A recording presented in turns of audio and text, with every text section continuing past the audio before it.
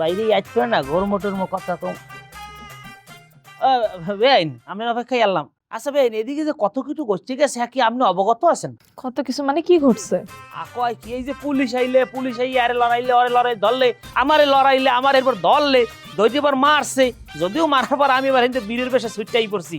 তো আবার এদিকে হারুণ্যেরও ধরছেলে কিন্তু হারুণ্য ছুটতে পলাই গিয়ে চোরের নেন আর আমি পলাই এইছি বীরের নেন। এই যে এত যে বীর বীর করতেছেন, বীর বানান করতে জানেন? হ্যাঁ হ্যাঁ বেশকের বীর। বেশকের বীরও হাইছে বীর দেখাইতে। আপনি না বীর না, আপনার আমার চোর মনে হয়। আপনি কি আসলেই চোর? আমি না, আমি চরম করলি তাহলে আপনি ডাকাত। ঠিক আছে ডাকাই একটা সময় আসালাম কিন্তু এখন না। একটা সময় আসলেন মানে তো র্যাঙ্ক কি? এখন আমি প্রেমিক। প্রেমিক? প্রেমিক হলে কি করতে হয় আপনি জানেন? হ্যাঁ আপনি কেমনে প্রেমিক হইবেন? আপনি তো কথায় কথায় ফিট খান, কথায় কথায় অজ্ঞান হয়ে যান, মানুষ দেখলে ভয় পান, পুলিশ দেখলে পালাই যান। আপনি কেমনে প্রেমিক হইবেন? প্রেমিক হইতে হইব সাহসী। আমার বাপেরে দেখছেন আজকে পুলিশের আগে ব্যাপারটা কেমনে হ্যান্ডেল করছে? হ্যাঁ বুকের পাটা দেখাইছে কেমনে। এই কথা আর পাগলে আপনি আগ কইবেন না। পুলিশের সামনে বুক ফুলেই খারাইতে দে সমস্যা কি? আমি আরো খারাই না কই কি না কি কেটা মনে হয় লেগে। তা আপনি যেহেতু কইছেন যে পুলিশের সামনে বুক ফুলেই খারাই দিবে, এরপর পুলিশ আইলে আপনি দেখবেন আপনার বিয়ের সাহস কেমনে যাই ধাপ্পাত করে খারাইয়ে বইয়ের বাড়ার পাইতে খাম্বার নেন। শোনেন, হ্যাঁ যে পারে হ্যাঁ প্রথমেই পারে, যে পারে না জীবনও পারে না। আপনার এদের পৃথিবীতে কিচ্ছু হইব না। যে পারে হে প্রথম পারে আর যে পারে না। আচ্ছা ওরা কি বেআইন না বিজ্ঞানী? আমি তো বুঝলাম না, হিসাবটা মিলান লাগবে একখান বইয়ে। যে পারে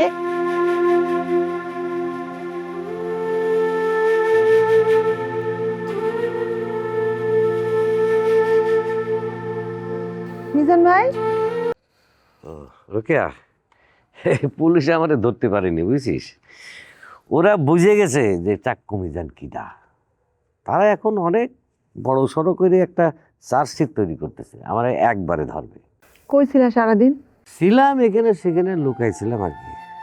এই তোদের গ্রামের ওই যে পুতিন নামে একটা ছাগল আছে না, এ ছাগলটা ভারী বেয়াদব। এই সামনা করেছে কি আমার পুলিশের কাছে ধরাই দিতে চাইছিল।